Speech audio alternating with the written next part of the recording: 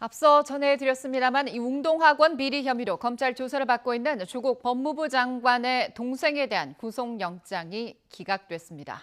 조국 장관 일가와 관련한 수사 상황, 또 어제 발표된 검찰 개혁안 내용 자세히 짚어보겠습니다.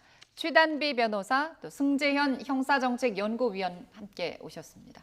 안녕하십니까? 안녕하십니까? 네, 어서 오십시오. 네, 먼저 영장이 이제 기각이 됐습니다. 조국 장관 동생이 받고 있는 혐의가 뭔지부터 좀 살펴볼까요? 네, 일단 이 가장 큰 혐의가 웅동학원의 허위 소송이라고 보고 있는 이 검찰의 이 배임과 관련된 것입니다. 이 검찰은요, 이 웅동학원이 신축 공사를 했는데 이 신축 공사와 관련된 공사 대금에 대해서 청구 소송을 하면서 무변론 판결로 이제 승소를 받았습니다. 이 과정에서 배임이 있었다고 보고 있고요. 이 두 번째 혐의 같은 경우에는 이 웅동학원의 교사를 채용하면서 일부 금원을 받았던 혐의에 대해서 배임수재죄 그리고 이러한 것과 관련되어서 증거를 인멸하라라고 했던 증거인멸 교사 이 세 가지 혐의를 보고 있습니다. 네, 일부 혐의에 대해서는 이미 조 장관 동생이 인정을 한 부분이 있었어요. 그럼에도 불구하고 법원이 영장을 기각했습니다.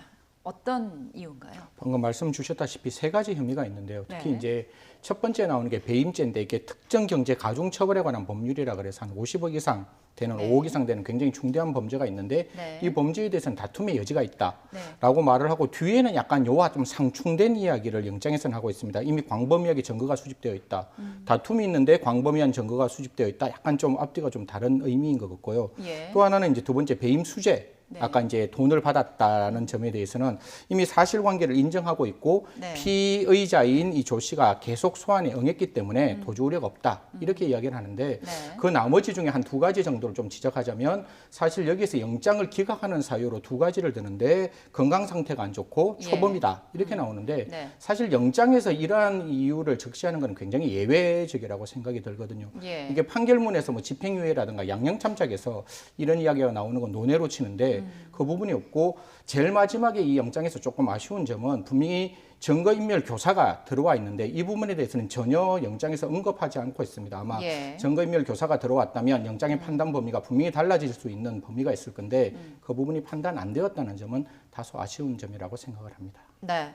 앞서 언급을 해주셨듯이 이 조 장관 동생이 허리 수술을 이유로 영장 심사 연기를 처음에 이제 요청을 했지만 검찰이 받아들이질 않았습니다. 이거는 무슨 얘기냐? 그만큼 검찰 어떤 구속 의지가 강했다는 거로 볼 수 있는 부분인데 그럼에도 불구하고 영장이 기각돼서 검찰 수사의 차질은 좀 불가피한 것이 아닌가라는 전망도 있더라고요. 어떻게 보십니까? 그렇죠. 이 아무래도 원래는 불구속 수사가 원칙이고 뭐 구속 영장이 기각된다고 해서 수사에 바로 문제가 생긴다 이런 것은 아닙니다만 아무래도 수사의 동력이 조금 떨어질 수는 있겠죠. 왜냐하면 지금 웅동학원과 관련된 조사에서는 이 조국 장관의 동생이 현재는 가장 중요한 이러한 피의자라고 볼 수가 있는데 이런 가장 중요한 피의자에 대해서 지금 현재 구속영장이 기각된 이유가 배임 혐의가 다툼의 여지가 있다라고 하는 것은 그 자체가 뭐 증거인멸의 우려가 없거나 도주의 우려가 없어서 영장이 기각되는 것이 아니라 혐의 자체도 지금은 법원이 다툼의 여지가 있다라고 보고 있는 것이거든요. 그래서 검찰 입장에서는 그러면 추후에 이러한 수사를 통해서 관련된 증거를 보강을 해야 되는데 불구속 상태에서 이런 수사를 하게 되면 구속 상태일 때는 신병이 확보되어 있기 때문에 수사가 굉장히 속도가 빨라질 수가 있습니다. 근데 이러한 것이 없기 때문에 좀 아무래도 수사의 속도가 늦어질 수 있는 부분이 있고요. 여기에 대해서 지금 검찰은 말씀하신 것처럼 구인장을 집행하면서까지도 영장실질심사를 받도록 했는데 그러한 과정에서 조국 장관의 동생이 영장실질심사를 포기하겠다는 입장도 밝혔어요. 그랬죠. 그런데 포기하겠다는 입장을 밝혔음에도 불구하고 지금 영장을 기각한 것 자체가 굉장히 이례적인 것이 아니냐라고 하면서 재청구까지 하겠다 이런 입장을 밝히고 있습니다. 네, 신병 확보를 해야만 아무래도 수사에 속도가 붙고 또 탄력이 붙을 테니까 구속영장 재청구하겠다 즉각 반발하면서 밝혔습니다. 이 웅동학원 수사 조국 장관 동생에게 뒷돈을 전달한 혐의로 이미 2명이 구속이 돼 있는 상태입니다.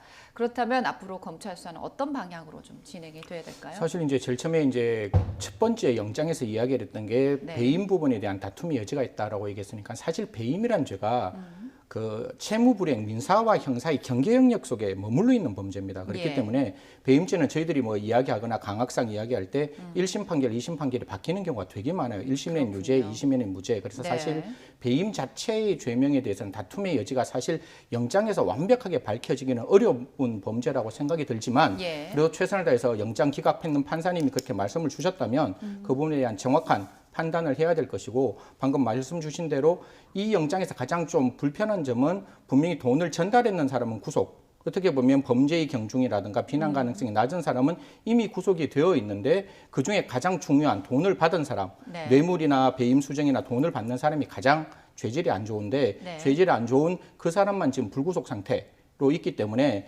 전체적인 법치라는 거는 만인에게 평등해야 되는 것이고 누구에게나 이해되고 쉽게 설득될 수 있는 점이라면 그 부분을 조금 더 강조하고 나머지에 대해서 여러 가지 점을 좀 이렇게 건강 상태 같은 경우도 제가 봤을 때는 진단서가 영장에 첨부된다 할지라도 정황 증거밖에 되지 않거든요. 아, 이 사람이 아프다. 라고 한다면 당연히 피해자 입장에서는 이 진단으로 인해서 내가 구속을 받을 수 없을 만큼 몸이 안 좋다는 걸 이야기를 하는 것이고 검찰된 입장에서는 그는 검찰이 입증해야 되는 거겠죠. 그 전까지 수사를 매번 받았고 나갈 때마다 아무런 이상 없이 나가는 사람이 영장 받는 그 순간에 아프다고 말하는 것은 과거에도 아프지 않았고 현재에도 아프지 않고 미래에도 아프지 않을 사람일 수 있다. 이건 검찰이 입증해야 되는 거죠. 그런 것이 법정에서 제대로 입증될 때 결국은 이 사건에 대한 공정한 정의가 밝혀질 것이라고 생각을 합니다. 네, 이 조 장관 동생 이 수사와는 별도로 어제 또 이 조 장관의 부인 정경심 교수가 검찰에 출석을 해서 조사를 받았습니다.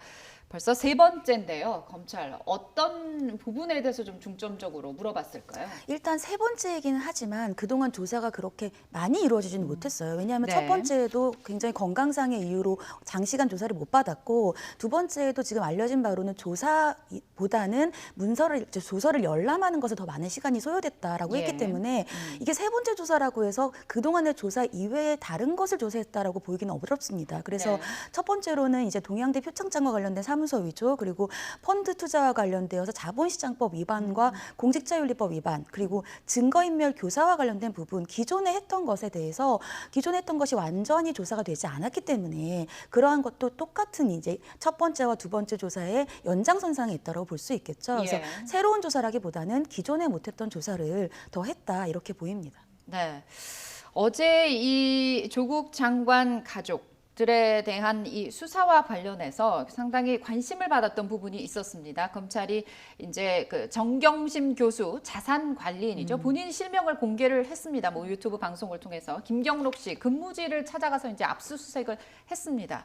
어떤 점을 확인했을까요? 사실 1차 압수수색 을 이미 했던 과정이고 그 사이에 이제 언론에서 나온 이야기를 들어보면 중간에 이제 조국 장관이 이제 청문회를 하는 과정 속에서 이제 A라는 근처에 있는 A라는 호텔에서 있었고 거기서 뭐 이렇게 노트북이라든가 기타 여러 가지를 좀 가지고 와달라라고 김 씨에게 이야기했다, 이런 게 언론에 이제 나왔기 때문에 아마 검찰된 입장에서는 그러면 그 노트북이 지금 어디 있느냐, 그 노트북에 어떠한 내용이 있느냐, 자금 흐름이 어떻게 되고 있느냐, 그게 지금 김 씨가 가지고 있느냐, 이런 점을 확인하려고 압수수색을 했을 것이고 이 압수수색 마치자마자 아마 제가 알기로는 어제 7시에 이 김 씨가 다시 지금 소환해서 수사를 받은 것으로 제가 알고 있습니다. 그래서 아마 그런 부분에 대한 기본적인 이야기들, 사실 김 씨가 굉장히 이렇게 수사에 적극적으로 협조를 했던 부분들이 분명히 있는데 그런 부분들이 지금 조금 달라지고 있는 부분들이 있어서 그런 부분도 검찰에서는 좀 제대로 수사를 해야 되는 부분이라고 생각을 합니다. 네, 이 정 교수의 자산 관리인 이 김경록 씨가 한 유튜브 방송에 나와서 그동안 언론을 통해서 알려진 것과는 좀 다른 결의 얘기를 했습니다. 정경심 교수가 현재 지금 구속 상태에 있죠. 조 장관의 오촌 조카 조범동 씨에게 사기를 당한 거다, 이런 주장을 했어요. 어떤 근거로 이런 얘기를 했을까요? 그러니까 일단 이 조국 장관의 오촌 조카 이 조범동 씨가 해외로 도주를 했는데 해외를 도주한 이유가 뭐겠는가? 해외로 도주를 했다고 하는 것은 이 정경심 교수가 투자를 믿고 했는데 그 투자에 대해서 제대로 투자를 못하고 돈을 잃었으니까 결국은 이것을 피하기 위해서 해외로 도주한 것이 아니냐. 이 얘기인즉슨 이 정경심 교수는 사기의 피해자라는 있다라는 겁니다. 근데 지금 검찰의 공소장을 보면 이 네. 조국 장관의 오촌 조카와 정경심 교수가 사실상 자본시장법 위반 네. 그리고 횡령 어떤 내용이냐면 이 펀드를 투자하면서 투자자와 운영자는 분리가 돼야 되는데 네. 사실상은 실질적인 운영을 정 교수가 적극적으로 개입을 했다는 것이죠. 네. 그리고 이 코링크와 관련되어서 투자를 했는데 이 투자를 한 돈을 다시 빼내옵니다. 이 빼내오는 네. 과정에서 횡령 혐의가 추가되는데 이 횡령도 사실상 오촌 조카와 정경심 교수가 공범이라고 보고 있는 거예요. 네. 근데 이렇게 보려고 한다면 이 정경심 교수가 적극적으로 이 펀드에 대해서 운영하는 것과에 대해서 어떤 관여를 했어야 되고 네. 횡령 관련해서 관여를 했어야 되는데 지금 이 김경록 씨의 얘기에 따르면 전혀 그렇지 않다는 겁니다. 예. 그러니까 정경심 교수는 사기의 피해자다라고 한다면 검찰이 보고 있는 공소장과는 완전히 정반대가 되는 것이고요. 예. 사기의 피해자라고 한다면 정경심 교수는 횡령이라든지 자본시장법 위반은 공범이 될 수가 없어요. 예. 그러니까 어제의 진술 같은 어제의 본인의 주장 같은 경우에는 지금 검찰이 보고 있는 것과는 전혀 다른 사실관계가 있는데 네. 검찰이 이것을 무리하게 보고 있다 이러한 주장을 하고 있는 겁니다. 네. 하나만 여기 좀 보태서 말씀을 드리면 예. 사실 이제 저희도 이 사건을 제일 처음에 봤을 때 뭐 저희도 자본시장법에 대해서 뭐 한 20년 이상 계속 형법만 공부했는 사람인데 당연히 네. 사기의 피해자가 아닐까라는 네. 생각을 가졌고 익성하고 조범동의 어떤 계략에 의해서 피해자가 됐다고 생각을 한다면 사기의 피해자의 가장 근본적인 건 피해 발생이 존재를 해야 되는데 네. 지금까지 밝혀진 모든 내용에서 과연 정경심 교수가 피해로 볼 수 있는 경우가 있었느냐. 당연히 피해가 있었으면 그 주장을 했을 거예요. 네. 그 주장이 안 되었기 때문에 어제 김 씨가 이야기하는 것은 일방적인 어떤 주장, 특히 지금 같은 경우에는 그 김 씨조차도 피의자라는 점은 명확하거든요. 증거 인멸을 했다는 피의자가 검찰에서 자기가 증거 인멸 혐의를 받고 받고 있는 있다. 거죠. 예, 예, 네. 받고 증거 있는데. 인멸을 했다고 확신할 수는 없는 네네 거죠. 네. 하고 있는데 그 피의자가 검찰에서 있는 진술과 정반대되는 진술을 유튜브에 와서 이야기를 하는 모습은 지금 공권력보다 그 유튜브에서 나오는 그 이야기가 하는 것이 뭔가 이익이 된다는 생각을 가지고 하는 부분들이 분명히 있기 때문에 제가 제일 예. 불편한 부분은 그 다른 피의자들도 분명히 이런 억울한 점이 분명히 있을 건데 네. 그 피의자들은 이런 기회조차도 확보가 안 되는 그런 과정 속에서 한 사람이 이 검찰의 진술과 전혀 반대되는 진술을 유튜브에서 했다는 것은 그냥 법치 전체의 관점에서는 굉장히 좀 부적절한 게 아닌가. 그러니까 피의자, 혐의를 받고 있는 피의자라 할지라도 제가 봤을 때 그렇게 어떤 언론에서 자기의 어떤 피의 사실에 대한 적극적인 홍보가 될 수 있는 지금의 작금의 상황은 그냥 법치를 바라보는 법률가의 입장에서는 굉장히 불편할 수밖에 없다고 생각합니다. 네. 어쨌든 이 사람은 그래도 자기가 혐의를 받고 있는 상황이기 때문에 반박할 수 있는 근거를 좀 남기고 싶어서 그러는 것이 아닐까. 지금 앞서 말씀하신 증거인멸 혐의를 지금 받고 있는 상황에서 하드디스크를 교체하는 이 부분에 대해서도 지금 언급을 했습니다. 정 교수가 없애라고 했다면 하드디스크를 없앨 시간이 충분했는데 정 교수가 단지 자신에게 유리한 증거를 확보하려고 했을 뿐이다. 이러면서 증거인멸이 아니다라는 주장을 또 지금 하고 있거든요. 어떻게 보십니까? 이 주장은 이 같은 유튜브에서 얼마 전에 유시민 이사장이 했던 주장이랑 똑같아요. 그러니까 네. 증거인멸이 아니라 증거 보전이다라는 얘기이고요. 네. 이 자산관리인 같은 경우에는 정 교수가 본인에게 증거인멸 교사 자체를 하지 않았다는 겁니다. 예. 그러니까 말씀하신 것처럼 만약에 증거인멸을 교사했으면 내가 없앨 시간은 충분히 있었고 검찰에서 제출하라고 했을 때에도 이걸 왜 제출하라고 하지? 라고 하면서 아무 생각 없이 가서 제출했다는 거예요. 그리고 동양대에 갔을 때에도 여러 가지 정황을 봤을 때 PC를 반출하려고 했던 게 아니라 필요한 파일이 있었는데 이 파일을 보는 과정이 너무 오래 걸리고 밤이 네. 늦어서 가지고 나왔다. 그러니까 증거인멸의 의도가 전혀 없었다라는 것인데요. 근데 네. 같은 사실관계를 보더라도 본인의 의도는 어땠는지를 보는 것이 아니라 네. 의도는 마음속에 있는 거잖아요. 그렇기 때문에 이제 법에서 판단할 땐 여러 가지 객관적인 사실관계의 정황들을 봅니다. 근데 PC를 반출했어요. 아니 네. 자택에서 PC를 반출했어요. 보관하고 있던 장소가 일단 장소가 조금 일반적이지는 않습니다. 네. 장소가 일반적이지 않고 그리고 임의로 제출하려고 했거나 보관을 하려고 했으면 그 전에 검찰에 스스로 예를 들면 제출할 수 있었거나 아니면 정말로 증거를 보존하려는 생각이 있었다라고 한다면 자신이 원본을 가지고 사본을 또 제출 제출하는 방법들도 여러 가지가 있어요. 근데 네. 그러한 방법들이 일반적인 방법을 사용하지 않고 헬스클럽에 있었던 곳에 뭐 캐비넷에 보관을 하다가 검찰이 제출하라고 하니까 제출했다라는 부분들이라든지 이런 것들이 검찰이라든지 법원의 입장에서 봤을 때에는 과연 증거 보존으로 볼 수 있겠는가. 일반적인 절차가 아니라는 거죠. 그렇기 예. 때문에 주장은 충분히 이해는 갑니다만 그간의 여러 가지 객관적인 사실이 부인의 주장과 어느 정도 일치하는지 이 부분은 저는 좀 의문입니다. 네, 검찰도 역시 이런 방송이 나가고 인터넷상에서 이제 논란이 되고 하니까 피의자의 일방적인 주장이다라고 이제 강력하게 유감을 표시를 했습니다. 김 씨가 또 이런 얘기를 했어요. 언론사 KBS 법조팀과 검찰이 실시간으로 뭐 정보를 주고 받는다 이런 유착 의혹도 지금 제기를 했습니다. KBS 측은 뭐 사실이 아니라면서 법적 대응을 예고했습니다. 이건 어떤 내용입니까? 사실 이거는 뭐 취재를 조금이라도 ABC라도 알면 이런 말이 안 나오는데 아마 김 씨가 취재의 기본을 모르는 것 같아요. 그럼 김 씨로부터 저희들이 어떤 질의를 받으면 그 질의를 크로스 체크를 할 수밖에 없잖아요. 저희들한테도 어떤 내용이 들어오면 그 내용의 진위를 확인하기 위해서 그 말을 했던 당사자에게 당연히 물어보는. 그럼 그 말을 들었던 사람은 당연히 검찰이 될 것이고 네. 검찰이 당연히 그 내용을 확인해야 이게 오보가 안 나가니까 네. 검찰에게 일정한 내용을 물었을 거예요. 그걸 안 물었다면 그 방송사가 잘못했는 거고 그거야말로 가짜 뉴스를 만들어내는 근본적인 사태가 되는데 당연히 그 방송사에서는 크로스 체크를 했고 그리고 김 씨는 그걸 이야기를 하지 않았다는데 다음 날 인터뷰 저도 인터뷰 매번 하지만 그날 바로 나오는 경우는 거의 없습니다. 굉장히 중요한 심층 인터뷰는 이틀이나 3일 있다가 나오는 건데 그 다음 날 인터뷰에서 그 내용이 꼭지로 나왔다고 하는 거기 때문에 네. 지금 아마 KBS에서 반론을 제기하는 그 내용대로 아마 그 내용이 사실인 것 같고 아마 김 씨가 그런 어떤 취재의 기본을 몰라서 그 부분에 대해서는 약간 오해하지 않았나 이렇게 생각을 합니다. 네. 지금 구속된 이 사모펀드 핵심 인물이죠. 주 장관 오촌 조카 조범동 씨 재판 절차가 이제 25일에 시작이 됩니다. 그런데 이제 이거와 관련돼서 공소장이 공개가 됐는데요. 보니까 정경심 교수가 조 씨와 투자 방식 상의하고 수익을 보장받았다. 아까 말씀하신 투자자이자 운영자의 이런 정황들이 지금 담겨 있습니다. 검찰이 정 교수의 직접 투자 가능성 염두를 둔 거라고 볼 수 있는 거죠. 공소장을 보면. 그렇죠. 일단 이 자본시장법 같은 경우에는 적극적으로 본인이 어디에 투자를 하겠다. 그리고 내가 펀드에 투자하고 싶다. 이렇게 먼저 권유를 했다는 거예요. 그러니까 네. 소극적인 입장이 아니라 적극적으로 여기에 관여했다라고 보고 있는 것이고요. 네. 두 번째는 지금 직접 투자가 나오고 있는데 네. 직접 투자는 공직자윤리법과 관련이 있습니다. 근데 네. 그간에는 이 조국 장관에게 뭔가 조금 더 유리한 주장을 하는 쪽에서는 이 공직자윤리법은 직접 투자를 금지하고 있지 간접 투자는 금지하고 있지 않다. 그리고 사모펀드 같은 경우에는 간접 투자이기 때문에 문제가 없다. 이러한 주장들을 했는데 네. 이 공소장 내용을 보면 이 정경심 교수가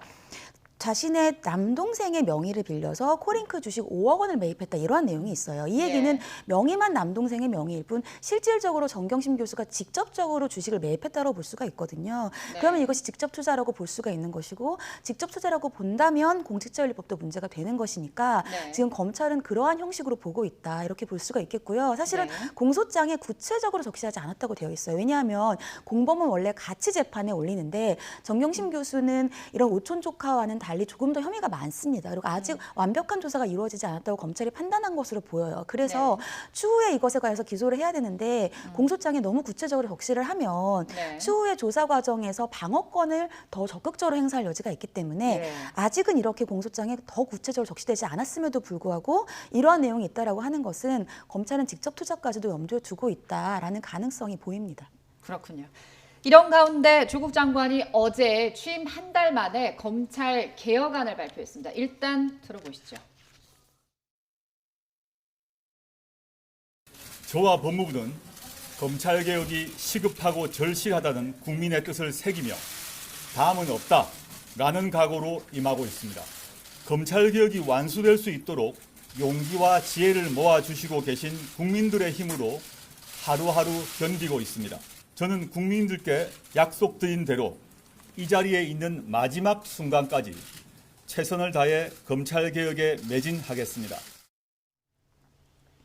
네, 지금 들어보신 내용은 이제 법무장관으로서 검찰 개혁안을 발표하는 어떤 마음가짐이랄까요? 이런 얘기를 해준 거고, 자, 장관이 발표한 검찰 개혁안 어떤 내용들이 핵심일까요? 한 4가지 정도로 이제 바라볼 수 있는데 기본적으로 어제 이제 가장 처음에 이제 화두로 2가지를 꺼냈습니다. 첫 번째는 기존의 검사장들에게 제공했던 차량을 제공하지 않겠다. 이건 뭐 윤석열 검찰총장도 이미 했던 말인 거고요. 두 번째는 이제 특수부 파견을 파견 검사를 최소화 줄이겠다라고 이야기를 하면서 그냥 바로 줄일 수 없으니까 위원회를 만들어서 줄이겠다. 요거는 지금 당장 시행하는 그런 과정이고 이제 한 달 내에 10월 말 내로 이제 시행돼야 되는 여러 가지 중에 조금 저희가 주목해야 될 점은 별건 구속을 별건 수사를 하는 걸 좀 지양하겠다. 그렇게 나오고 수사의 장기화를 좀 막겠다. 이렇게 나오는데 사실 이게 교과서에는 별건 구속이라는 말이 나오는데 수사를 하다 보면 여죄 수사와 별건 수사는 굉장히 이렇게 구별하기 힘들거든요. A라는 사람이 절도를 했는데 절도하는 수사 과정에서 뭐 예를 들어 방화를 했다든가 성폭력을 했을 때 그 수사는 당연히 할 수 있는 수사. 그래서 여죄와 별건을 어떻게 구별할 것인지에 대한 기준이 10월에 나와야 될 것이고 수사의 장기화도 수사는 살아있는 생명체이기 때문에 그 수사가 얼마만큼 어떻게 길어질지는 수사를 담당하는 당사자가 결정하는 것이지 그냥 외부적으로 만약에 한 달이다 그러니까 길고 한 달이니까 짧고 2달이면 길다 이렇게 말할 수 없는 부분이기 때문에 이런 어떤 내용에 대해서는 굉장히 100% 신뢰를 하지만 그게 대한 구체적인 가이드라인이 나와야 저는 개인적으로 죄 있는 사람에게 죄값을 반드시 물어야 된다고 생각하는데 이런 일로 인해서 오히려 죄값을 물을 수 없는 그런 어떤 경우가 발생할 수 있는 가능성이 있다면 그런 부분을 꼼꼼하게 챙겨서 그런 부분에 대한 어떤 예방책을 만들어야 한다고 생각을 합니다. 네, 위원회에서 여러 가지 방안, 보완책들이 나오지 않을까 싶어요. 이 장관의 검찰 개혁안을 보면 윤석열 검찰총장이 발표한 검찰 개혁안이 상당수 포함이 돼 있다. 이렇게 볼 수 있더라고요. 사실 개혁이라는 것이 보는 사람이 똑같겠죠. 법무부가 바라보는 개혁안과 대검이 바라보는 개혁안이 다르면 그건 진짜 이상한 나라가 될 수밖에 없는 거죠. 당연히 수사를 하는 입장에서는 검찰의 그 인권을 중심으로 하는 수사를 하는 입장에서는 법무부나 대검은 전 똑같다고 생각을 하고 제가 한 가지만 꼭 말씀드리고 싶은 것은 지금 이거 말고도 산적한 부조리가 되게 많거든요. 제가 알고 있는 첫 번째 부조리만 하더라도 벌금이 나왔으면 벌금이 지금 집행되지 않고 그 벌금이 그냥 소멸되는 경우가 굉장히 많아요. 왜냐하면 100만 원 벌금 받은 사람이 중간에 도망가고 있으면 이 사람을 찾아갈 수 있는 그 집행의 인력들이 대검 안에서는 검찰 안에서는 되게 부족하거든요. 그런 어떤 벌금이 실효되고 있는 부분들이 되게 많기 때문에 이런 어떤 구체적이고 국민에게 진짜 실질적으로 도움될 수 있는 그러니까 차를 없애고 그다음에 장기 수사를 방지하고 별건 구사를 막는 것도 중요하지만 지금 현재 누수되고 있는 그런 부분에 대해서도 좀 장관께서 꼼꼼하게 좀 챙겨주셔서 그런 부분까지 좀 같이 도와주셨으면 하는 마음입니다. 네. 마지막으로 하나만 더 여쭤볼게요. 검찰개혁 방안 가운데 지금 조국 장관 가족이 이제 수사를 받고 있는 상황이기 때문에 장관 가족과 관련돼 있는 그래서 이해관계가 부딪힌다. 이런 지적이 나올 수밖에 없어요. 그렇죠. 이 조국 장관이 임명될 때 한참 이 논란이 됐던 게 바로 이해충돌이었습니다. 본인이 가족이 수사를 받고 있는데 어떻게 이 사법부를 지휘하겠는가. 그래서 조국 장관이 내가 우리 가족과 관련된 수사는 보고받지도 않고 지휘하지도 않겠다라고 했어요. 근데 이번 검찰 개혁에서 문제가 되는 것이 예를 들면 심야 조사를 하지 않겠다. 공개 소환을 금지하겠다. 이런 것들이 결국은 본인의 가족과 본인과 관련된 이러한 여러 가지 수사와 맞물리는 게 아니냐 이러한 지적들이 나오고 있고요. 여기에 대해서 시행을 이후에 한다고 그렇죠. 그러니까 이 조국 장관 같은 경우에는 모든 법은 개정에 시행일이 있다. 시행일을 언제로 정하는 거는 정하기에 따름이기 때문에 최대한 이해 충돌이 없이 하겠다. 이렇게 입장을 밝혔습니다. 네, 그럼에도 불구하고 여러 가지 논란과 지적들이 나오고 있는 것도 사실이죠. 네, 지금까지 최단비 변호사 또 승재현 형사정책연구위원과 함께 이 조국 법무장관 일가 수사 또 상황 또 어제 발표된 검찰 개혁안 내용 살펴봤습니다. 함께해 주신 여러분 고맙습니다. 감사합니다. 네, 고맙습니다.